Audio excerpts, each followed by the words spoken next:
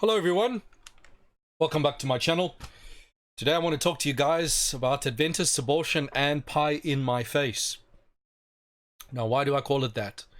Pie in my face. The reason being is that when it comes to abortion, I have changed my views since my earlier days.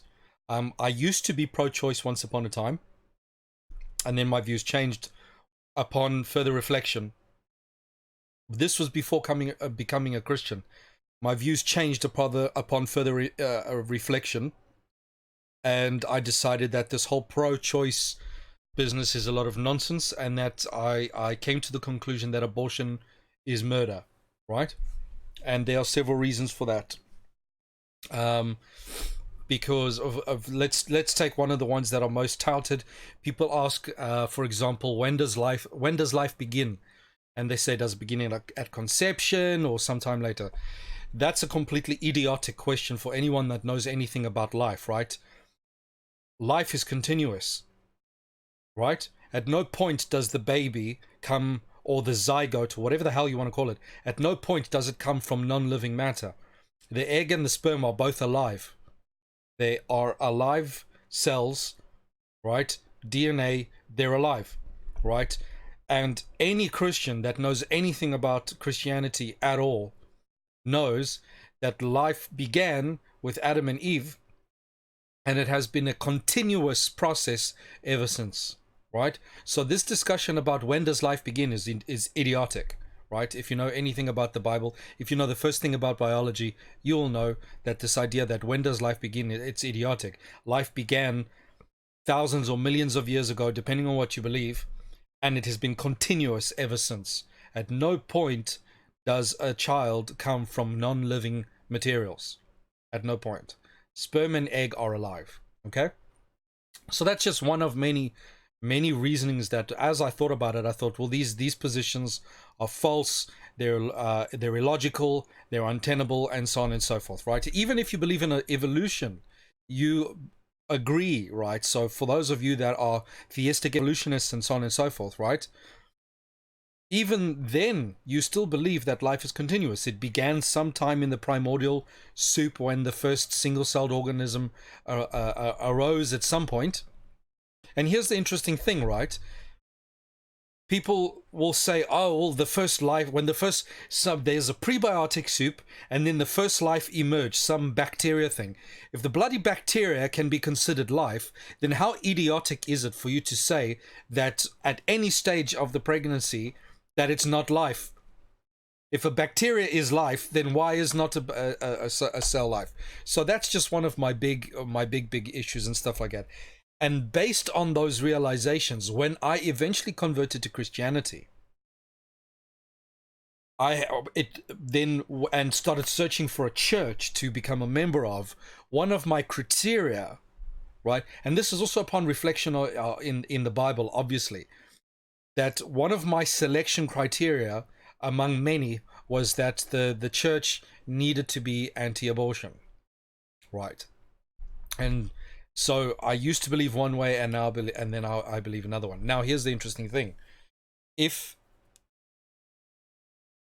the reason why I say this pie on my face is because I've been anti-abortion ever since then, and I joined the Seventh Adventist Church some time back, and and if those of you who follow me, or whatever the case might be, will know that I'm anti-abortion. Okay, with exception. I'm completely and utterly anti-abortion, with exception in only the vast minority of absolutely exceptional cases where either the mother or the child, or one of them is about to die, right? So it's like you get some situations, the mother's life at risk. So what you do is you deliver the child, and in order to save the mother's life, and then the child, once it's been delivered or born, right, is then delivered, and if it's premature, it might die or it might live. One doesn't know. But even in that situation, what I'm saying is, you deliver the child through a cesarean section, whatever the case might be.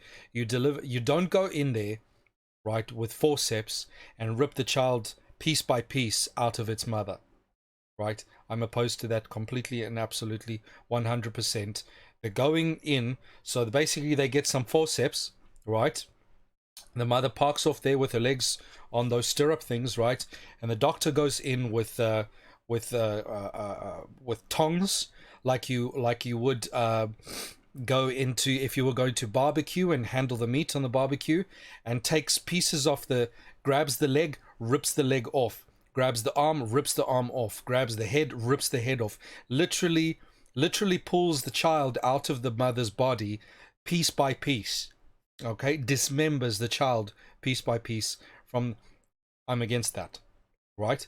We like to consider ourselves advanced, that we're better than the ancient people, that we're more civilized and kind of stuff. The fact that this kind of stuff goes on in the world today shows that we have not become more civilized. We have more infanticide in the world today than at any previous time in the history of the world. Okay? That's a fact when it comes to the abortion issue. Now, I'm against this. Now, here's the problem, ladies and gentlemen. If you are a Seventh-day Adventist listening to this, right, one thing you need to realize is that according to our church, the Seventh-day Adventist Church, officially, you are pro-choice. Right? And if that comes as a shock, believe me, it came to me as a shock as well, right? We published a guideline in 1992.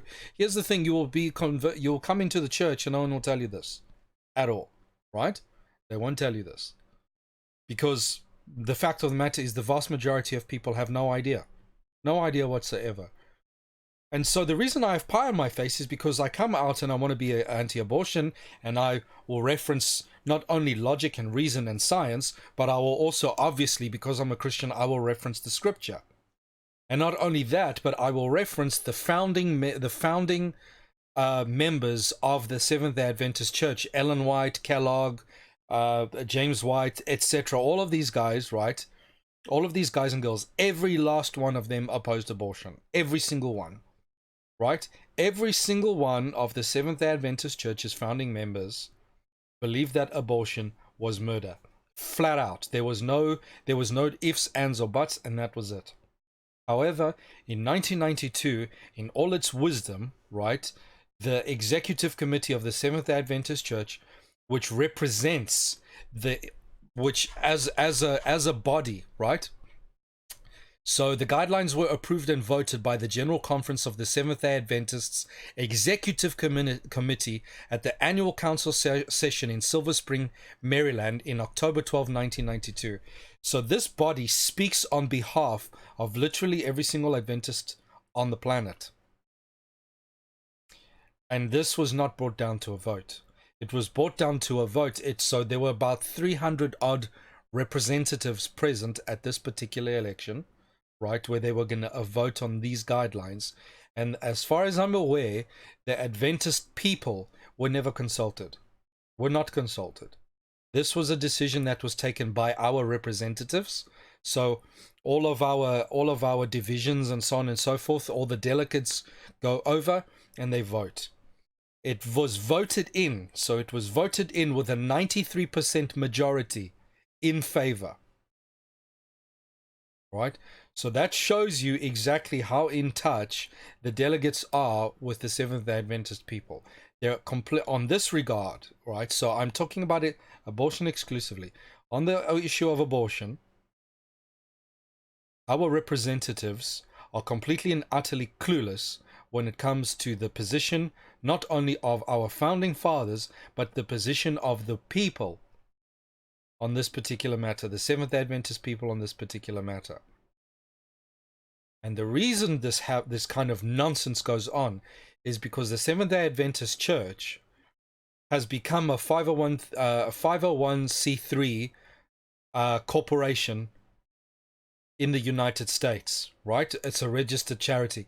The reason why we became this is because someone in all their wisdom decided to sue a person who planted an Adventist church, right? And the General Conference said, how dare you do this without our permission, and tried to sue the individual in order to prevent them from using the name Seventh-day Adventist. They lost. The reason they lost is because we used to just be we were just a church. And so because we were not a corporation, we had no right or trademark on the name Seventh-day Adventist, therefore anyone could use it. So, in all their wisdom, they decided, right, let's adopt 501c3 status. That then means you are become a corporation, a non-profit corporation, a charity, right? Which then gives you the right to trademark the name. And then they went and they sued the individual, and then they won because now they owned the rights. The problem is that now you become beholden to the state. The state now has the right to tell you what to do. Basically, this is the problem with 501c3 issue, and many people have spoken on the issue with all the churches in the US. I don't know what it's like for other countries, but in the US this is a fact. So if the US, because now you're not allowed to be discriminatory and all of these kinds of things. So one day a lot of people, Adventists, jump up and down, about the Sabbath, the Sunday law, right? We'll jump around and all that kind of stuff.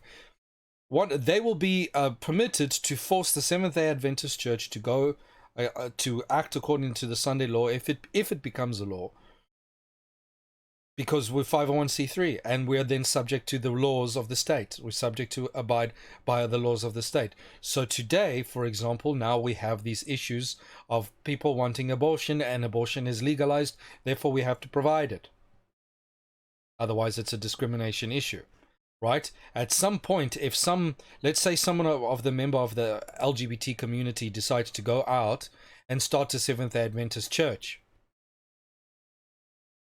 and we decide, and the conference decides to go there and say, you're not allowed to do that because, so this church is now an LGBT church, and we took them to court and said, listen, they're going against our what, because we're 501c3, we would be able to do absolutely nothing about it because we're subject to the state, and to say that you're not allowed to because you're LGBT would be considered discrimination, and we could do nothing about it.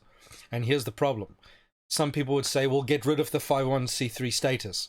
If we got rid of that, we would then be forced to pay taxes, back taxes, all the way back until we first became a corporation. We would owe all of these years in terms of taxes. So that's 30-something years. Because I believe it was in the early 80s that this happened. We would all those taxes, so it would essentially completely and utterly bankrupt the church. It would completely bankrupt the church. The church would fall apart. So this is the issue that we're facing today. And those of you who sit back and wonder why our leaders are so wishy-washy and pathetic on certain issues, it's for two reasons. One, because we have screwed ourselves on this whole legal status, this 501c3 status. And two, because a lot of them have completely apostatized, and the left liberalism mentality is infesting the Seventh-day Adventist Church like nothing else. And here's the thing. Whether you're an Adventist, whether you are a Baptist, whether you are a Catholic, one thing that all Christian people like me and you know is that this demented liberal mentality is infecting every single denomination on the planet. It has affected Adventists, it's affected the Baptists, it's affected the Presbyterians, the Methodists, the Lutherans, of all people, the Lutherans, even the Orthodox Church, right? The Eastern Orthodox Church in the United States is apostatizing big time with all kinds of, because a lot of their priests and bishops and stuff like that, even the Catholic Church, completely, because this liberal, and they're following the world. That's all they're doing. So now we're going to quickly read the official Adventist guideline on abortion. Right, this is official now from the Seventh-day Adventist, the guideline. Here's the official statement. October 1992. So many contemporary societies face conflict over morality of abortion. Well, such conflict has also affected large numbers within Christianity who want to accept responsibility for the protection of prenatal human life while also preserving the personal liberty of women. There we go. There's your liberalism right there. Okay? There's your liberalism right there. Liberalism is a cancer. All right? I don't care whether you're on the right politically or whether you on the left politically. Liberalism comes from the depths of hell, right? It's sort of this whole liberal mentality came out of the Enlightenment, right? The French Revolution came out of there. And the entire political system today, all of this liberalism, whether you're on the right or whether you're on the left, both have liberal. The right call themselves classical liberals, and the people on the left they also call themselves liberals, progressives, and it's two sides of the exact same coin. Whether you are a communist, right? Listen to me. Whether you are a communist or whether you are a capitalist, they are both come out of the same Enlightenment tradition. When you had the French Revolution, you had the Jacobins and you had the Girondins. They were the same revolutionaries that stood for the exact same thing. The only difference is that then there was a split. The Jacobins became communists, basically, whilst the Girondins then became capitalists. They wanted free market and all that kind of stuff, and then off it went. And that mentality was exported to the Eastern countries like China, Russia, and all that kind of stuff with the Jacobins, that collectivist mentality, and that's what inspired the whole communist stupidity. And then in the West, in America, in the UK, and all these kinds of places, then the Girondin mentality is then what then became in vogue, and we became then all your liberals and all this kind of nonsense. It all comes from the same place. There's no Christianity there, none whatsoever. So you are immediately seeing there's this liberalism language, okay? Now here's the problem. They want to protect prenatal life and preserve the personal liberty of women. This is called trying to have your cake and eat it as well. You can't have it both ways, right? One is going to supersede the other at any particular given time, right? Because it's just the way things are, right? Priorities. It's known as priorities. You either preserve the prenatal life, or you preserve the woman's right to do whatever she wants. You cannot have it both ways. The fact of the matter is that the woman should realize before going out and fornicating and screwing around, she should realize that the consequences of that is that she's going to fall pregnant. Right? By the time a woman gets to the point where she's having an abortion, right? She's already exercised her free will about 100 times. Right? The path to getting an abortion is littered with bad decisions. Right? And for those people that want to jump up and down and become hysterical, 95% or more of all abortions have nothing to do with incest, have nothing to do with rape, have nothing to do with severe threats to the mother's life. Right? If you take rape, incest, I honestly don't know why they do rape and incest together, because incest is often it's just rape, isn't it? I mean, come on, rape is rape, whether it's incestuous or not, right? Rape, incest, and threat to mother's life. Not even 3% of all cases are that. So let's being generous. 95% of all cases of abortion happen because the woman was screwing around, and now is trying to get rid of the consequences of the screwing around. That is it. That's it. And has realized, oh, I have a child, but I can't afford to have one. Oh, I have a child, but the child happens to be the child of a moron who I picked up on a date in a one-night stand. I have a child. Oh, what are my parents going to think? Right? And so on and so forth. Right? 95% of the cases have absolutely nothing to do with... So basically, when people are allowing abortion, And they always quote, oh, what about if a woman's raped this and this and that? Always that garbage, right? They're basically trying to make a rule, something that happens to a vast minority, and they're trying to make it a rule for everyone. In Christianity, we know that this doesn't fly. The ends do not justify means. You do not make rules out of exceptions. Ever. It's simply not done. Okay? So, you can see this is already nonsense. There's that liberal nonsense, personal liberty, right? Personal liberty. The fact that she's coming for an abortion means she's already had plenty of liberty. Thank you very much. Right? And chose to not exercise any constraint whatsoever. And the same with the man that's involved, right? The reason why she's having an abortion, she's already exercised plenty of liberty already, right? And here's another fact, right? About 1% of all abortions happen because of rape, right? 80% about 80% of all women who have an abortion because of rape regret it. So that should tell you a little something about whether the whole rape issue is actually a legitimate excuse or not. It's not an excuse. It's rhetorical stupidity. It's a farce. The need for guidelines has become evident. No, the need to the need to grow a pair and take a stand is what's evident. Okay? This is pandering. And so they waffle on about the sanctity of life. So here's guideline 1. Prenatal human life is a magnificent gift of God. Well, then don't kill it. Right? So they waffle on with all this garbage, right? Only to eventually say, oh, well, then if it's so precious and wonderful, why are you killing it? Requires respect for However, decisions must be made in the context. Here we go.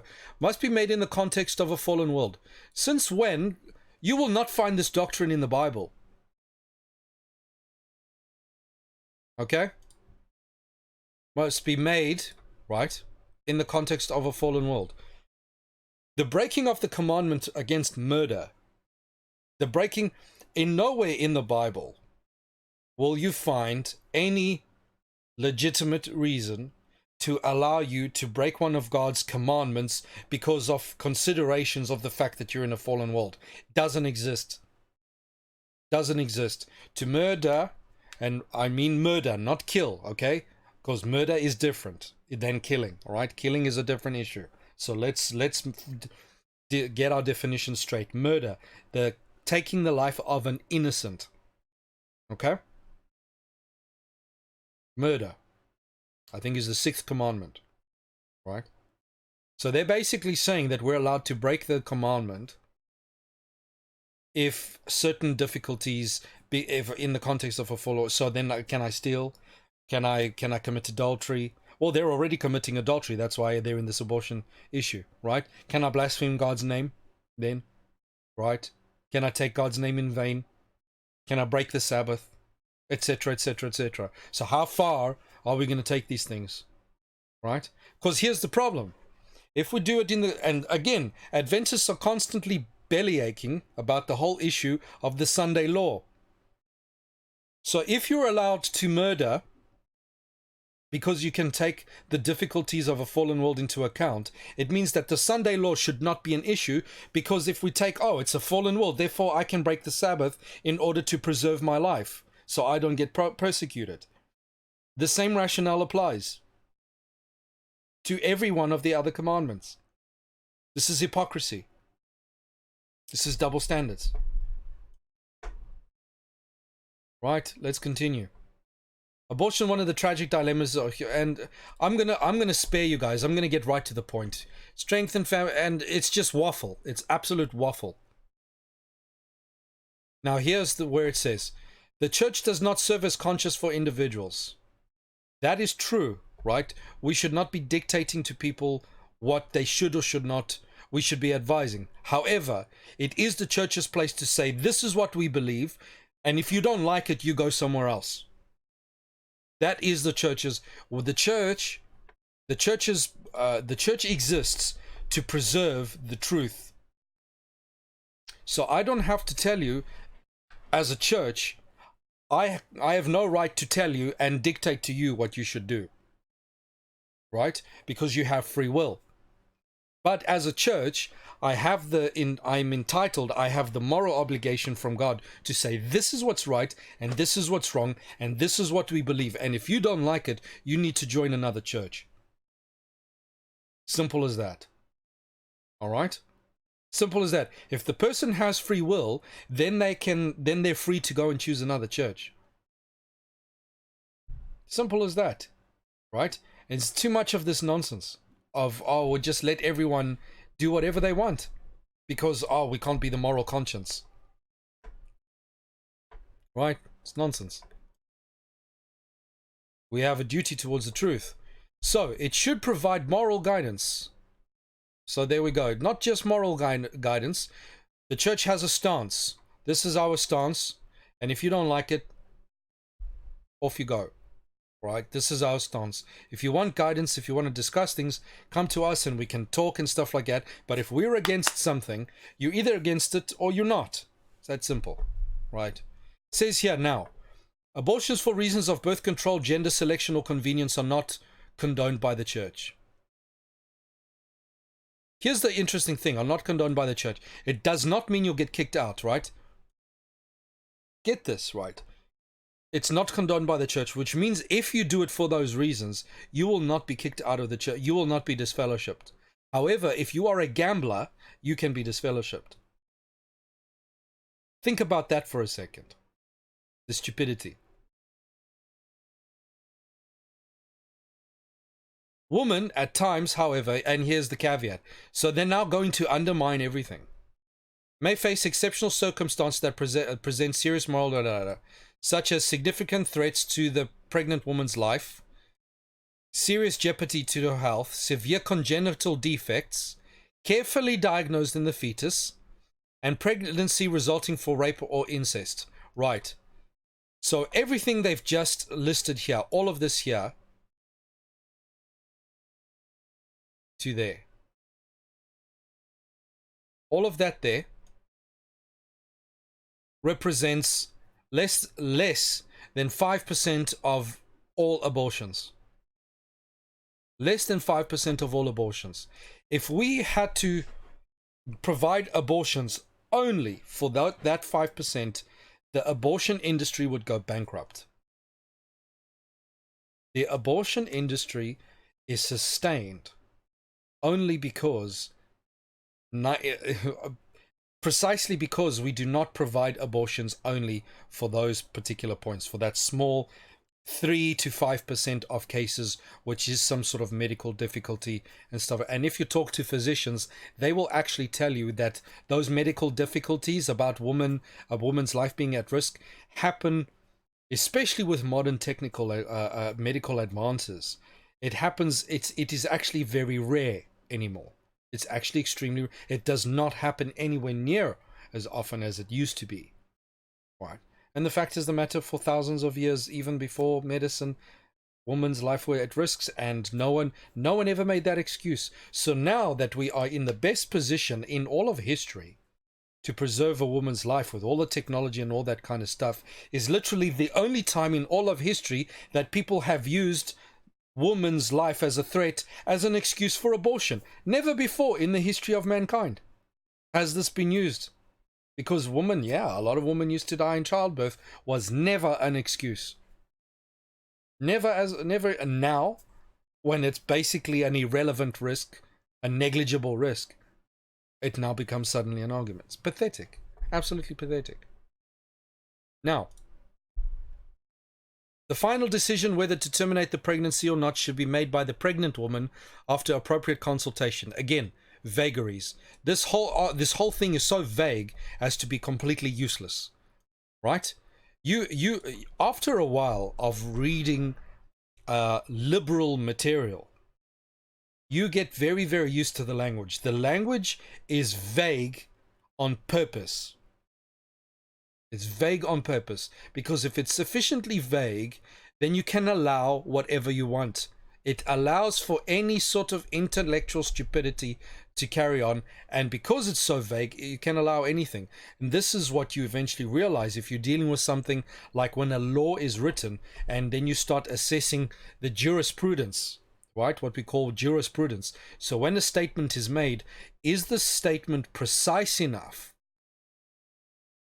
for the legislation to be able to target the problem in an efficient and precise way, and or is it so vague that the law will then that the law can be used to persecute a huge variety of prosecute a huge variety of people, right?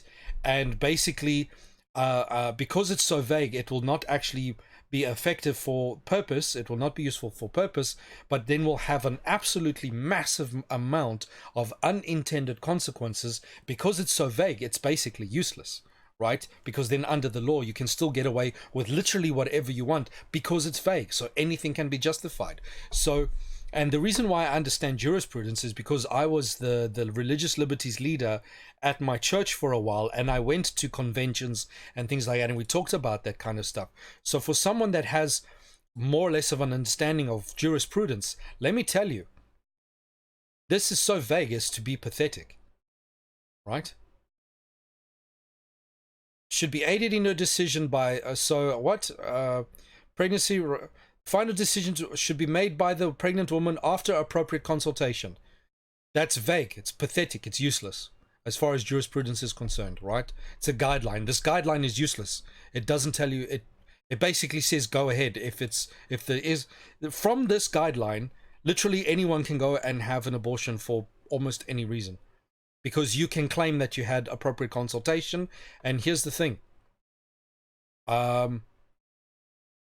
Significant threats to serious jeopardy. Here we go. Serious jeopardy to her health. There's no definition of what that means, right? So basically a woman can say, oh, it causes me psychological distress. Well, there we go. She can have an abortion. Having this pregnancy makes me suicidal or whatever, or whatever. She can literally make up whatever she wants. This is how the political world, the godless political world phrases things in order to allow. Serious jeopardy to her health is meaningless. What constitutes jeopardy to her health? That's why, I mean, when you go and you see the feminists jumping up and down, they say it's a woman's health issue, right? Farting in her direction is a woman's health issue. Anything can be a woman's health issue. Who decides? How do you define it? It's not precise. After appropriate consultation, she should be aided in her decision by accurate information. Yeah, like that's gonna happen. Biblical principles. If you were following biblical principles, you would not be having an abortion. So this is a farce. It's pathetic.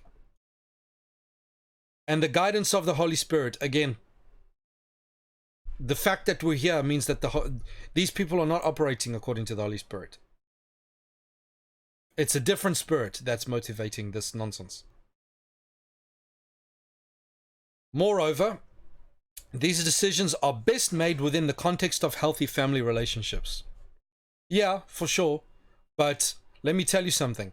If there was a healthy family relationship going on, abortions wouldn't be necessary. Right? The whole reason why abortion is such an issue, right? Literally the whole reason why abortion is such an issue is because the family is no longer healthy. The family has broken down.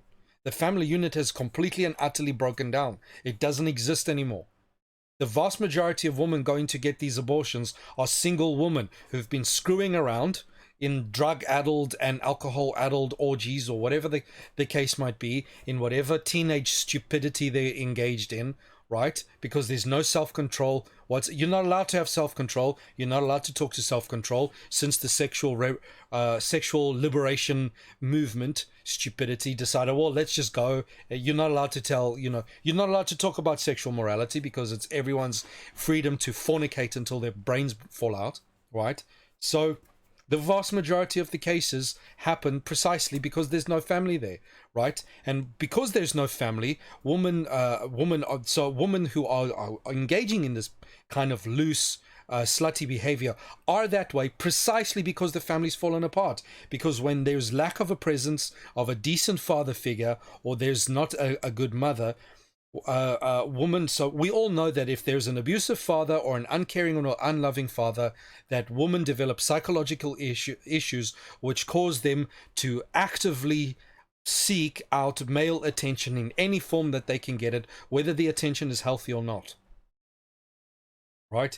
There's something in if you look in the diagnostic statistics manual, you will find in personality disorders cluster B, you will see something called histrionic personality disorder. It is characterized by an excessive amount of attention seeking, sexualized attention seeking. So basically, if you want to see a perfect example of histrionic personality disorder, all you need to do is go and watch the next time there's a feminist gathering or a slut walk, specifically a slut walk.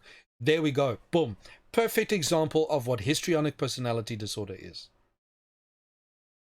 Perfect example, because they're all walking up and down in next to nothing, dressed up in, you get the same thing with the pride parades. They're all almost naked in the streets.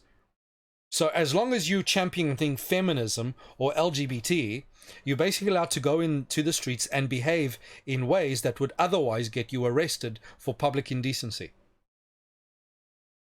Right? So there you have it.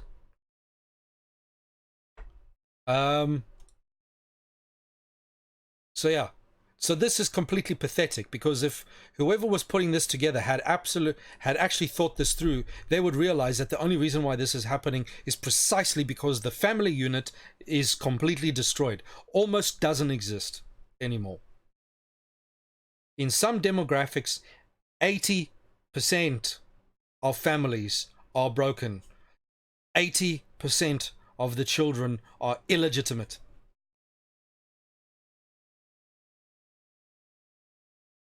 If you take all demographics in the world, so you take black, Latino, white, put them all together and get an average, half of all children are illegitimate. On average. So 1 in every 2 children, pregnancies or children born today, are illegitimate. Half. And then we wonder why we have an abortion issue. Christians acknowledge as first and foremost their accountability to God. Well, again, so the rest is just, and it's a study. I'm going to link it in the description below for you to have a look. It goes on, and it's pathetic. It's totally ridiculous. This guideline helps no one, right? Because the fact of the matter is the abortions are still going on in our own clinics, in our own so for those of you that are unaware, the Seventh-day Adventist Church is actually in many ways like the Catholic Church, in the sense that we have our own universities, our own colleges, and we also have our own hospitals which we run, okay, as part of charity work and all these kinds of things and so on and so forth. And we have universities and hospitals around the world, right? And our institutions, not so much the universities, because in the US, complete cesspits of leftist politics, complete and utter. But in the rest of the world, they're actually pretty good, right? In a lot of ways, sometimes among the very best institutions there are available. Okay, so Adventists are pioneered a lot of stuff, right? So we have that. So in our own hospitals, abortions are being performed, right? And this guideline is not preventing people and stuff like that. Here's a wonderful example of hypocrisy. Wonderful example of hypocrisy. Adventist Health Ministries. Now, unlike most other denominations, in fact, I've never seen a Christian denomination that emphasize stewardship of the body, as in terms of health, physical health and well-being, that emphasize it the way Seventh-day Adventists do, right? No one else does it, okay? In you basically can do whatever you want, right? The idea that you need to have stewardship over body, which that means to eat healthy, to exercise your body, and your mind. So we believe, when we talk about stewardship, we talk, if the body, you have stewardship over your body, means you need to look after it. You have stewardship over your mind, you need to look after it. I don't know any other denomination in the world that emphasizes that at all. Okay. Whilst all Christians will say, oh, you shouldn't smoke and you shouldn't drink, that's about as far as they go, right? They will never, they don't invest a lot, and as a result, quite a massive amount of Seventh-day Adventists are actually physicians and nurses and stuff like that. We've got massive amounts of Seventh-day Adventists which are physicians of various kinds, all various kinds, heart surgeons and brain surgeons and all kinds of things. Massive amounts of medical professionals in the Seventh-day Adventist Church as a result, sort of thing. But here, right, so our health ministry, right, so we want to talk about health, but over here, smoking bans help the unborn, right? So we're very concerned for the unborn, unless of course the mother doesn't feel like having their unborn. Okay, this is just such a contradiction. It's unbelievable, right? Now, right, most Adventists, but other Adventists don't know about this position, but here we go. Other news agencies, I'm going to link all of them. Other news agencies are fully aware, right? Early abortion views. Now here's the thing, they acknowledge the Advent Review and Sabbath Herald contained what apparently was the first statement on abortion to appear in Adventist literature, an article titled Fashionable Murder. That is precisely what abortion is. It's fashionable murder. The author, John Todd, praised the work of the Physicians' Crusade. So in the late 19th century, there was a crusade against abortion, and the Seventh-day Adventist Church supported that crusade, supported that movement to ban abortion, all right?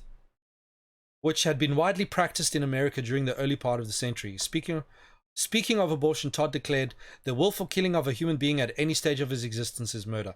So the position of the early church, the early Adventist church, was completely and utterly against. So we believe that it was a sixth commandment issue, right? And then they go on, even Kellogg eventually became an apostate, right? Even the apostate was against. So we are worse today than the people who apostatized from the church in the beginning, right? I'm going to link this video again. This girl here, Gianna Jessen, right? She was, so this girl in this video, she was, her mother tried to abort her, right? The problem was she was born alive. The abortion failed. And what basically what happens, one of the techniques of abortion is what they take a very powerful saline solution, salt solution, and they inject it into the amniotic sac which holds the baby, and basically what it does is it burns the baby alive and kills the baby in that way. This is what was done to her, but she survived anyway. And this video is her testimony in that regard. Now, here's the interesting thing, right? The guy who performed her abortion was a Seventh-day Adventist. The guy who performed her abortion was a Seventh-day Adventist. I don't know whether it was done in one of our institutions, but the guy, his name is Edward Allred. And he is not only a Seventh-day Adventist, but he is praised in our institutions as a wonderful man who's given those of you who know Spectrum magazine, it's affiliated with the Seventh-day Adventist Church. It is an absolute cesspool of leftist politics. And I make no apologies for that statement. And guess who's one of their biggest contributors? Is Dr. Edward Allred, who's one of the biggest abortions under the sun. He was aborting children before Roe and Wade. He was aborting children before Roe v. Wade. He was aborting children before. He perfected abortion even before Planned Parenthood came on the scene. The Seventh-day Adventist. I'm gonna link in the comments, in the description below. Go and watch her video, right? Go and watch her video, right? So Nicki Minaj shaking her ass will get 500 million views, but this is only 21,000 views. Okay, it shows the pathetic state of the world, right? There are 19 million Seventh-day Adventists, right? And how many Seventh-day Adventists do you think have seen Nicki Minaj music videos, right? How many of them you think have seen this video? Here's another one. Pro what? Seventh-day Adventist abortion. So other people know it. They're not even Seventh-day Adventists. And they talk about it, right? And they go into it, right? Advindicate, one of the only sane Adventist publications remaining. La Sierra University. So remember I told you about Edward Allred? La Sierra University is an Adventist university, and it honors this guy, this murderer, right? Honors Notorious Abortionist. There he is. That's him. Right? Seventh-day Adventist and murderer. See, Allred made a fortune owning a chain of abortion clinics. This guy became filthy, stinking rich. He became so rich that he bought his own horse race track. Right? This guy became so rich performing. He's responsible personally for about 250,000 abortions. Him alone, not just his clinic. Him personally is responsible for 250,000 abortions, right? And he owned a chain of clinics which offered the service. And this man gives money to the Seventh-day Adventist Church. This man became so rich, he built a racetrack. He purchased a horse racetrack. Adventists are against gambling. Right? We're against gambling. But this guy, who's a world-renowned gambler, right? This guy, you may not know who he is, but let me tell you, the world knows who he is. He's a gambler. And not only that, right across, right? So you've got the horse race track. If you go into the parking lot and look right across the parking lot, he built a Seventh-day Adventist church on the premises. And this Seventh-day Adventist church is supported by this individual. Okay. So, do you understand why I said pie in my face? Right? If you're a Seventh-day Adventist, this undermines everything you stand for. Because here's the thing, right? In every single Seventh-day Adventist church I've been that I've ever been in around the world, I've been to Adventist churches in Portugal. I've been to Adventist churches in Brazil. I've been to Adventist churches in South Africa. I've been to Adventist churches here in the UK. We always hear ad nauseum about how we need to evangelize. This garbage undermines every evangelistic opportunity or effort, because anyone who knows anything about us is going to immediately point to us and say, you are hypocrites. You do not even practice what you believe. If you believe in the sixth commandment, thou shalt not murder. By the way, I'm not 100% sure if it's the sixth commandment, by the way, so I think I'm right. This undermines us. This is why I say this is pie in my damn face. Because I discovered this, I've got a position, a biblically sound, logically sound, ethically sound position to be against abortion, and only to find out that my church, the leadership of the church, has issued a document stating that we as a people support this garbage. Pathetic. right? Absolutely pathetic. So it goes and talks about who he was. So basically, our university has founded the Edward C. Allred Center for Financial Literacy and Entrepreneurship in his honor. They named it after him. Our own university named this institution after this murderer. And there's the article about it. Again, as always, I will link it. Here we go. Forbes magazine knows who he is. Edward Allred must be some kind of masochist. In his day job as a physician, he runs the nation's largest privately held chain of abortion clinics. His Family Planning Associates medical group generates $70 million in annual revenue and some $5 million in profit, as well as the occasional death threat from anti-abortionists. For kicks, he owns the Los Alamitos race course in Orange County, California, which is part of a lame industry that has been stumbling for years. So he basically turned it around. With a herd of 500 horses, he's the nation's largest breeder and racer of quarter horses, the beefy stepsisters to the sleek thoroughbreds. Forbes magazine, Forbes journal. Forbes knows who he is. I come into the church, I don't know who he is. Right? I don't know about the kind of involvement that this individual has had in the church. And the church turns a blind eye. Give us your money, no problem, no problem. So there are people in my church that have been disfellowshipped for some of the most moronic reasons under the sun.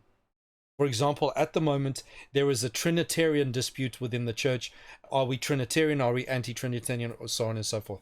Those who are agitating for an anti-Trinitarian position, and basically, some of them have been disfellowshipped. Right? So basically, you can't get disfellowshipped from the Seventh-day Adventist Church. If you have enough money and you contribute enough money, you can literally murder children and gamble and be the most notorious gambler in all of the United States, and you won't be disfellowshipped. How about that? For the sheer bloody hypocrisy.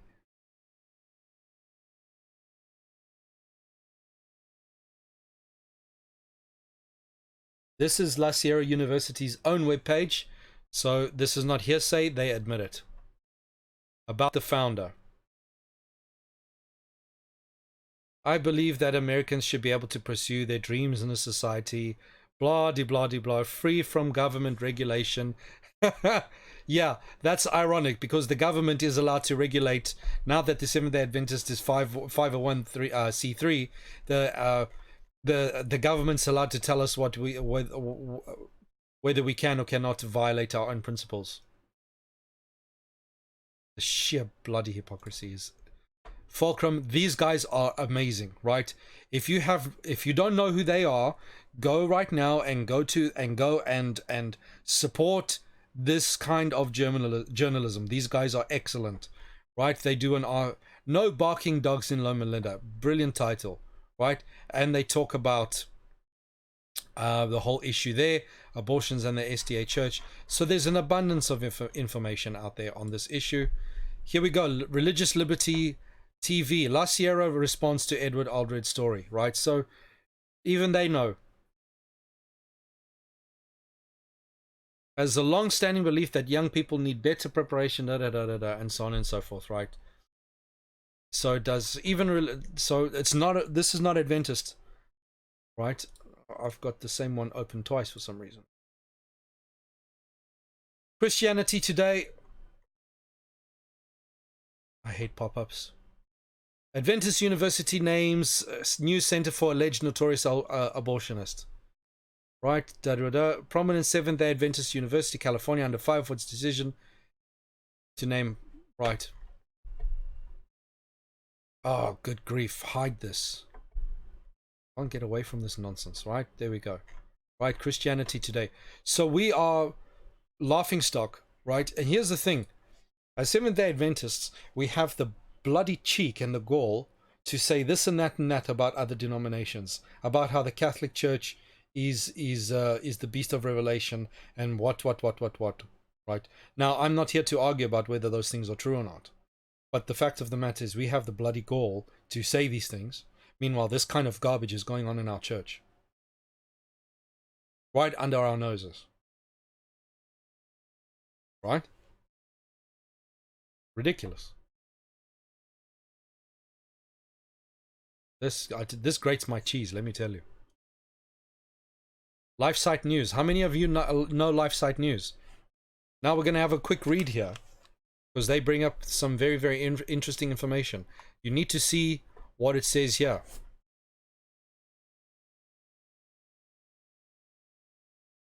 You need to understand something, right? There are even atheists who are pro-life rather than who are against abortion. And Christians cannot muster up the testicles to stand against it. Right? Seventh-day Adventists, who are supposed to be the remnant, right? There are atheists out there who are anti-abortion, and they make no bones about it. Yet Seventh-day Adventists cannot summon the testicular fortitude to stand up and say, this is garbage, and we need to do away with this nonsense in our institutions.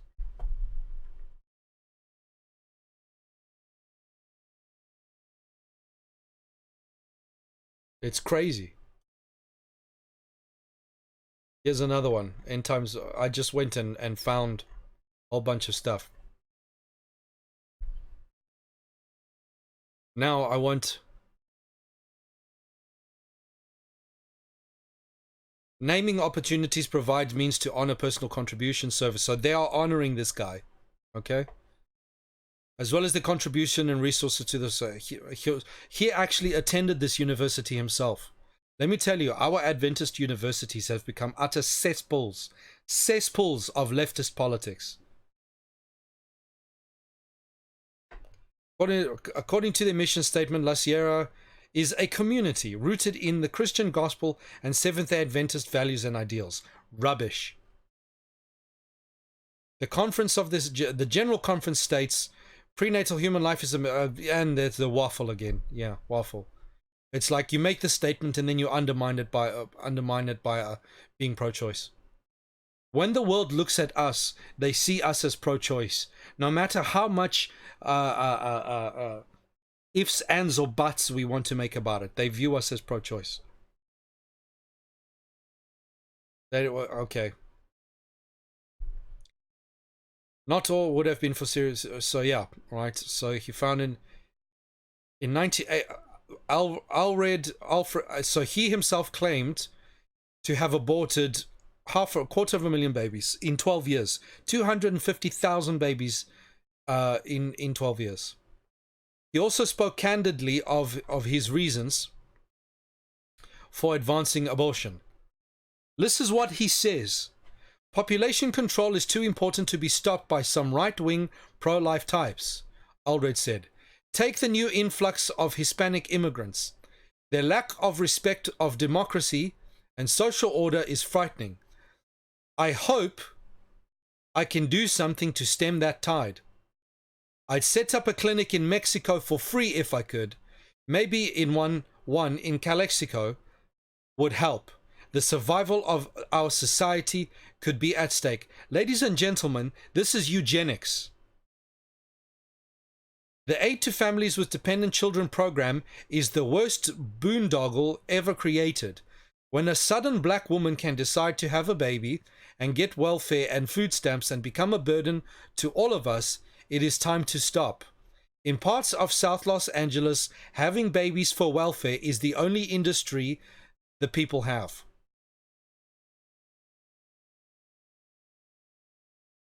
La Sierra noted that since the 33-year-old article, Allred has distanced himself from that statement in a 2002 article in the Los Angeles Times. Right. We need to understand a few things. When the Seventh-day Adventist Church says that we're allowed to abort, or that we are understanding if you need to abort, if there's any birth defects and stuff like that. And when this guy comes up and says that he's literally saying that this is a eugenics program against Hispanics and blacks. is a eugenics program against Hispanics and blacks. And when you kill off children with birth defects, again, that's eugenics. Do you know who else practiced? Do you know who made eugenics popular? Right? It was atheists, the atheistic, naturalistic community. Hitler, for example, wanting to make a master race, practiced eugenics. Those are the kind of people that practice eugenics. And here's what people don't understand. The reason why these retards, right, that jump up and down on television saying that it's a human right, and especially you have black people jumping up and down saying that it is racist to be anti-abortion. But what these morons don't realize is that the only reason abortion exists is so that it was designed to kill off minorities. That's what abortion was designed for. It's like the whole minimum wage argument, right? They're like, oh, well, we have to set this minimum wage at a certain level, otherwise the minorities and the black people are going to forever be poor, and this will increase their standard of living and all that kind of stuff. But what these idiots are too ignorant to understand is the apartheid regime brought in minimum wage laws. Did you know that? The apartheid regime brought in minimum wage laws. And the reason they did that specifically was because it priced black people out of competition with white people. Minimum wage was designed, it's a racist idea. It was designed against black people. And it's the same thing with abortion.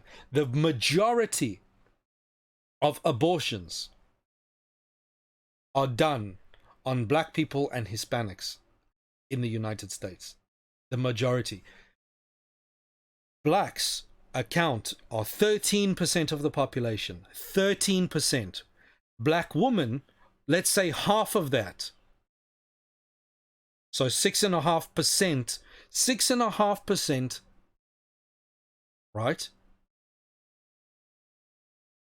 Of the population, 6.5% of the population, and let's make that even worse, right? Because not all black people are having abortions, right? So let's say of that 6.5%, let's say only 5% are having abortions. Did you know 5% of the population accounts for about 34% of abortions? It's literally a black genocide.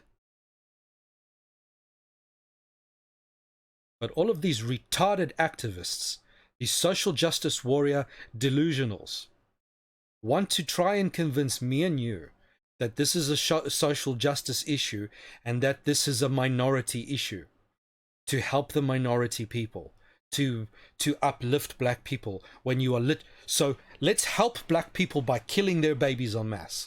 How the hell is that logic? How does that work? Right? This is the reality. And what people are too stupid to understand is that all of the leftist, liberal, social justice activist laws do nothing but destroy minority communities, obliterate minority communities, ensure that minority communities will forever be dependent on the government, will never have freedom. That's what these laws ensure. All of this. And these delusionals want to come and tell us that this is, and you have, in the church, you have delusionals that want to tell us that social justice is a godly thing and that Jesus Christ would have been a social justice warrior. That's blasphemy of the highest order. It's utter garbage. But we are, how do we behave? We behave according to our emotions rather than our intellect. We're all a bunch of dementeds running around, emotionally inspired to do this and this and that, pulled along by the noses by our sentimentalism, to go and do stupidity like this. If you care anything for black people, you will stop with this nonsense immediately. But they don't actually care. They pretend to care for black people. It's exactly how Satan operates. Satan comes and he pretends to be your friend, but he's got a knife waiting for you behind your back. That's precisely how he operates.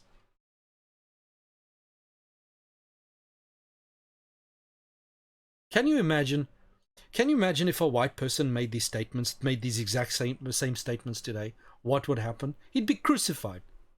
Be crucified.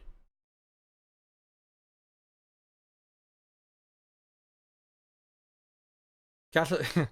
Can you imagine the California Catholic Daily is even faces of the American Holocaust. If you're a Seventh-day Adventist, you know full well exactly what the Seventh-day Adventist attitude is towards the Catholic Church. You know full well. And here we go. The Catholic Church has cause to point fingers. California Catholic Daily. Faces of the American Holocaust, Dr. Edward Allred, MD, and Seventh-day Adventist murderer. How do we as Adventists have a leg to stand on to say absolutely anything if this is our situation in the world? And there's the article. I will link the article. I'm going to link it all. Now, let me show you other delusionals. Look at this guy. Paul Huij. Here's another delusional. Another Seventh-day Adventist. Right? Another Seventh-day Adventist. In politics. Right? Affordable Care Act, which was a lot of garbage. Right? Voted against the Pain-Capable Unborn Child Protection Act, which would ban abortions that take place 20 or more weeks after fertilization. So he voted against, which means that as far as he's concerned, you should be able to perform abortions even after 20 weeks. Okay? He's a Seventh Adventist. Described Obamacare. What did I just say about social justice politics, leftist politics? Right? Described Obamacare as a giant step in the right direction. Iran deal. Yeah, anyway. Controversy. It was accused of being a far left radical. Yeah, I wouldn't be surprised. So there we go. Another Seventh-day Adventist.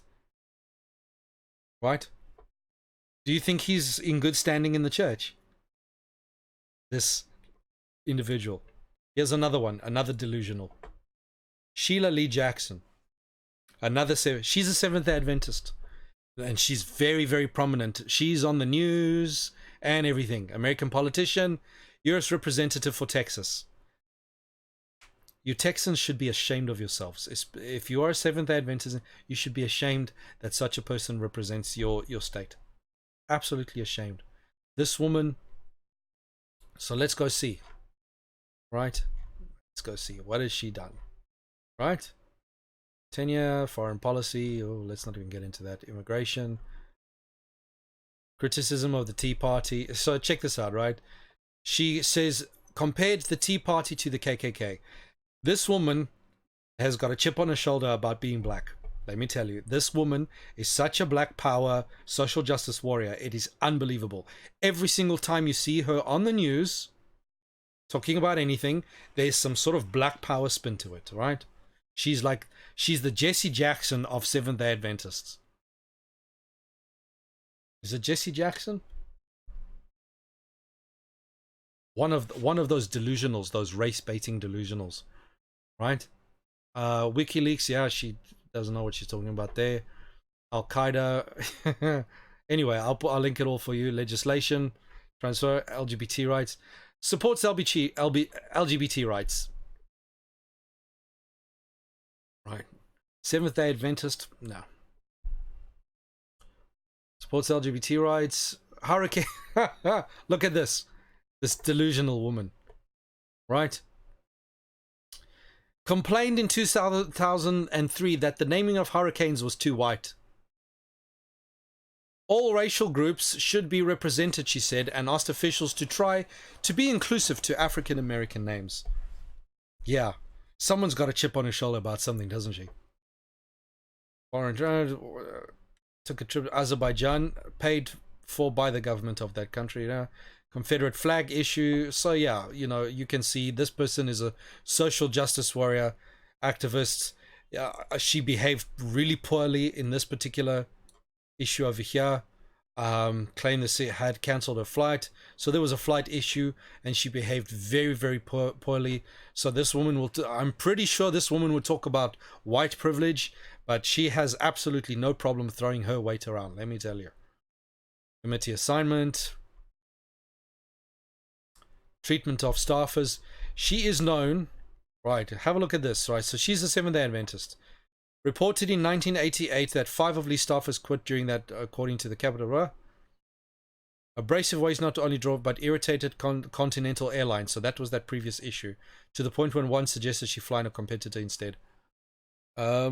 She was reported to have one of the highest staff turnovers in Congress and to be one of the worst bosses. The Huffington Post and Houston Chronicles reported that she had gone through 11 chiefs of... So the Huffington Post is about as social justice warrior as you could possibly get. So if a social justice warrior cesspool is actually willing to complain about another social justice warrior, you must know that that person is really bad, right? So apparently the worst boss, one of the worst bosses in Washington. So how is this woman representing Seventh-day Adventists out there? Right? Unbelievable. Right? So there we go. This woman here, Seventh-day Adventist, and she is also Jackson Lee. Abortion, needed action. Refers to babies' heartbeats as merely sounds, right? This is her attitude. Her attitude's utterly disgusting. Utterly disgusting. Right?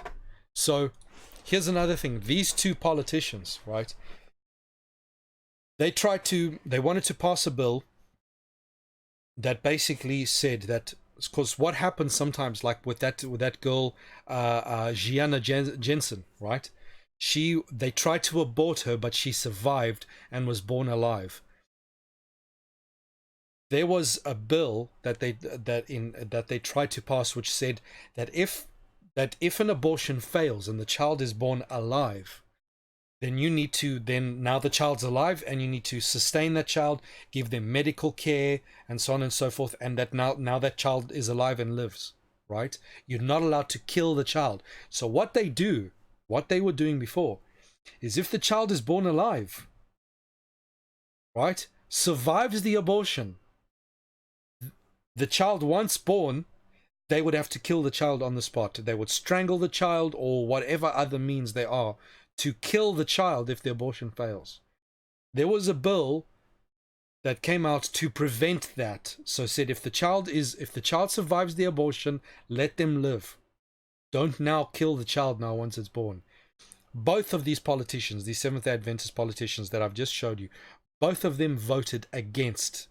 That means that they are in favor that if the child survives the abortion and is born alive, that to force the doctor at that point to murder the child on the spot if it survives the abortion. And there's other legislation that came out which would protect conscientious objectors. So if I'm a physician and I refuse to perform an abortion because of my conscience, right? There was legislation that came out to protect the personal conscience of the doctor. Jackson, she opposed it.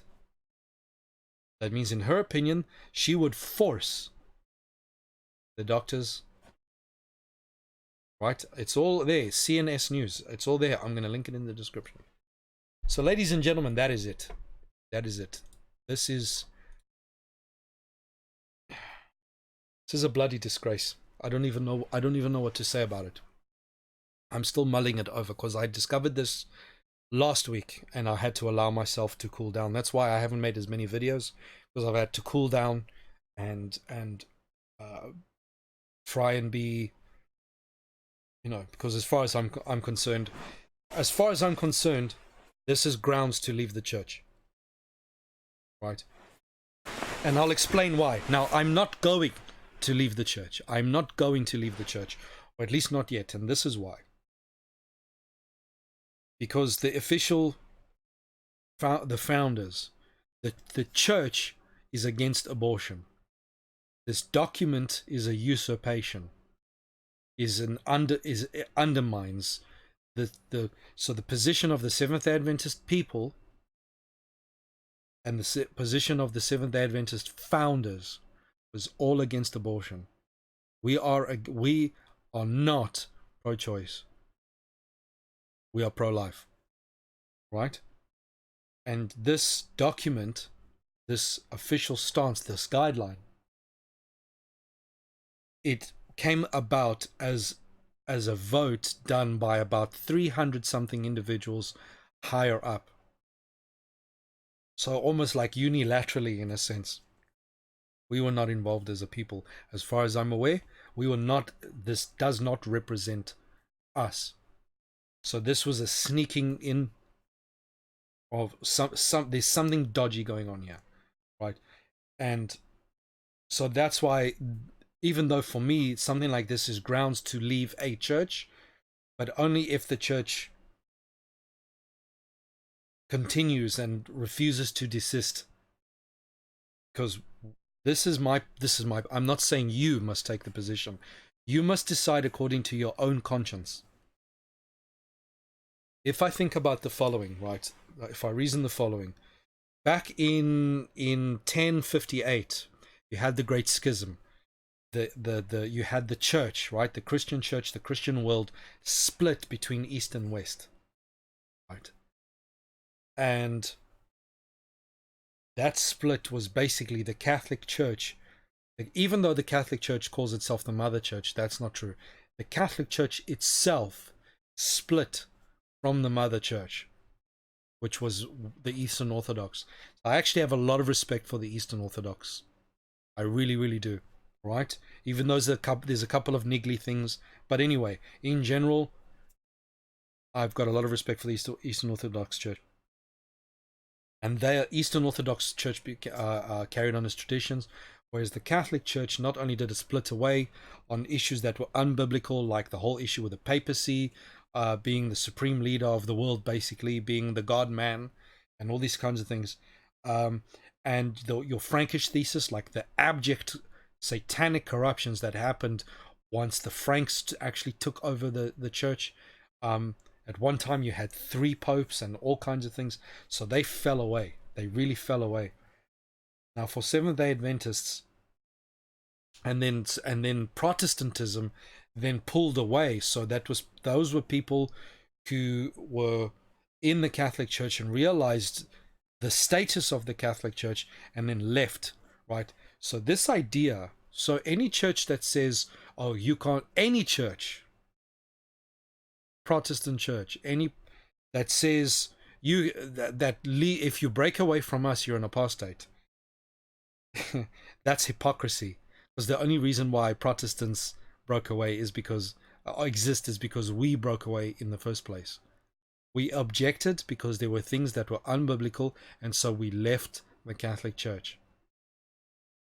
So don't let anyone tell you that you're an apostate if you see this kind of thing going on I don't care whether you're a Baptist or anyone, and you leave the church as a result, because our allegiance is not to an organization, it's to God first, Jesus Christ. To him first and to the truth. If the institution decides to run off on its own and become bedfellows with Satan, we have no obligation to go and hop in bed with them. Now, I'm not saying that this is what the Seventh-day Adventist Church has done, right? Because this is an anomaly within the church that the people in the church need to address this, need to catch a wake up, and you need to realize what's going on in your church, right? So that's why I won't leave, because I know people will ask me, well, why don't you leave? Right? It's because I still believe in a lot of the teachings and all that kind of stuff. I still believe in those things. What I see in this is an aberration that has come in, and only if the church really gets to the point where it kicks me out. So if the GC or someone in, I doubt they'll see this, but if someone in the GC or whatever sees this video and kicks me out, well, then they kick me out. I don't care, right? I'm going to stand for the truth, right? If they want to disfellowship me, that's their problem. I'm happy for them to do that. I will not betray my conscience. I refuse, right? And I'm not the type of person that's easily coerced into these kinds of things. Disfellowship will disfellowship will not intimidate me whatsoever, right? And when I was going from atheism, looking for the truth, and eventually became a Christian, I swore at that point that my allegiance was going to be to the truth only. That I will go where the truth leads me, right? Which is why I eventually joined the Seventh-day Adventist Church. But if on some grand scale, these matters don't get resolved and stuff like that, and the issue's not straightforward, right? There's the shaking out and all these kinds of things. How that will transpire, we don't know. We're gonna have to see as how history unfolds before us. But if you are watching this video and you are a Seventh-day Adventist, even if you're not a Seventh-day Adventist, I don't care. Right now, I don't care if you're Catholic or Baptist or Presbyterian or Methodist. If you are anti-abortion or whatever, first of all, I would encourage you to sort that issue out in your own church. If you have that issue in your church, like I know Methodists and Baptists and stuff like that, they're really pushing for these kinds of things. But you guys don't necessarily have hospitals and things the way we do, right? But if you think this is disgusting and despicable, and if you're a Seventh-day Adventist, you need to go right now, today, this week, sometime. Start writing letters to your conference leader, your local division, whatever. Start writing letters and demand an explanation. And demand that this be addressed, right? We have voted. This is how social justice stupidity our church is becoming. We have had 3 General Conference votes on women's ordination. It's completely anti-biblical. And this is this is another one of those delusional things. Voting doesn't make something right. The majority, we're here to preserve the truth. If they vote in to allow pedophilia, does that now become right? Since when does what's right be decided by vote? Through a democratic process. Since when? You won't find it in the Bible. Right? What is right and what is wrong is not decided by popular vote. That's a logical fallacy known as argumentum ad populum. Argument by popularity. Right? And I've heard time and time again delusionals in our church say that we will honor, no matter what, if they vote in favor of women's ordination, they explicitly state that we will honor the vote. I will not. Because what is right is not decided by majority opinion. Ever. And we are not here to decide what's right by majority opinion. We have the truth, we know what the truth is, and it is our duty to preach the truth and to preserve it. To preserve the truth and to communicate that to the next generation. Not to constantly screw around with it under the farce that is democracy. Okay? That's not how truth goes. Alright?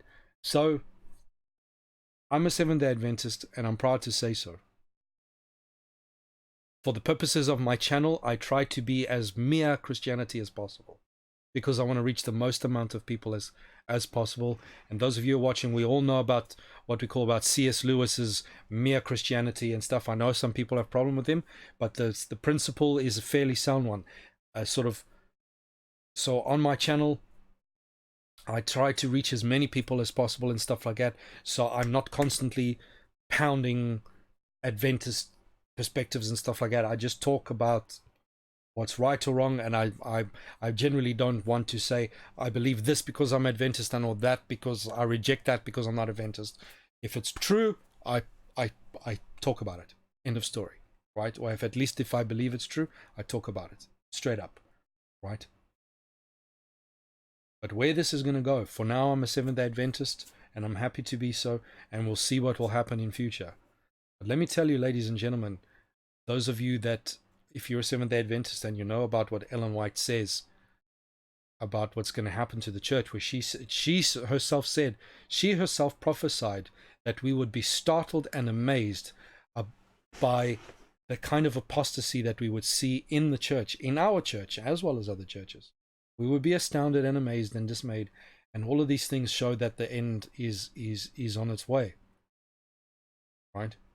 And we will see leaders who we once thought were great people and really straight people. We're going to see them fall, which is why you do not follow leaders. You do not follow leaders. You do your own Bible study, you have a personal relationship with God, and you follow the truth. You don't follow leaders, ever. You don't follow me. I'm not here to be a leader. This channel is a resource. You don't follow me. I'm not making doctrine, right? So I could be completely wrong here. I am not your leader, and I don't want to be. But Seventh-day Adventists, we need to pull our socks up. Those of us who are still on the straight and narrow, we need to catch a wake up. We need to stop being so pathetic and spineless, and we need to start standing up and saying something. Because as far as the world is concerned, we are pro-choice. As far as the world is concerned, we are willing to break one of the 10 commandments. And if the world perceives us as willing to break one of the 10 commandments, and our official statement says that yes, indeed, under certain circumstances we are allowed to break the 10 commandments, then when we come up and say that we need to worship on the Sabbath day and keep it holy, it's all according to the 4th commandment, the world has every right to turn around and say, you're full of it. You don't practice what you preach. You are quite happy to practice the 4th commandment, but when it suits you, you're happy to violate the 6th commandment. And even in the question of rape and incest. So just because someone violates the commandment in terms of adultery and goes and rapes and has extramarital relations with a woman, right? So now we're literally arguing and saying that it is okay that if someone breaks the 10 commandments, that it's then okay to then break another commandment. That's literally what we're saying. Get hold of your leaders and wring their necks. Shake them up and say, what are we doing? Go and I don't know when the next meetup or whatever the case might be, but this needs to go to the big time, and we need to get this straight. We need to get this straight. And maybe we should even sort out this 50c3 business and get out of it. If the church goes bankrupt, so be it. Who cares? Right? We like to prance around and say God is able and God is mighty. There's nothing too big for God to do. Well, put your money where your mouth is.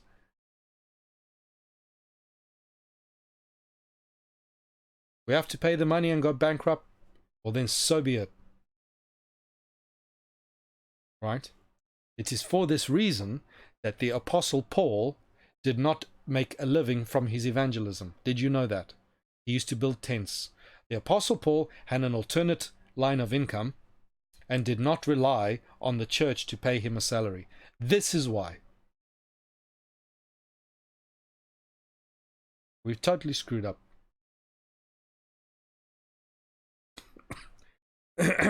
Anyway, that's the situation we find ourselves in. So pray about it and whatever, and have a serious think about it, because this is ridiculous. And yeah, this will be the last time, because I don't think there's much more that needs to be said. By the way, I would encourage you, if you guys want to learn more, if you go to, there's an individual here on YouTube. Let's see. Let me just show you who he is. There we go. This guy, go to YouTube. Pro-life Andrew, right? Go to his channel. He's got, I mean, this guy really gets into a lot of details about the whole abortion issue. So I'm not going to dwell too much on it because that's not the thrust. I needed to say something. I wanted to say something so that it's already said, and my position is made known because I'm out there now putting my voice into the world. But if you want, but it's not the thrust of my channel. I want to talk about all things. I don't just want to harp on the abortion issue all the time. But this guy, he goes into a lot of details, man. I mean, he's got, and he's pretty good. He's pretty good. There are one or two. Just as a disclaimer, there are one or two places where I thought he could have been a bit more generous. He could have maybe pulled these punches a little bit. But, you know, I'm not going to sit here and say that he has to do it this way or that way.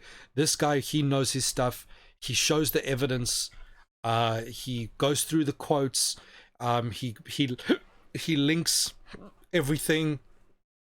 You know, he's very good. So if you want to know more, this guy's got more than enough resources for you to go and really get to know what's going on this particular issue.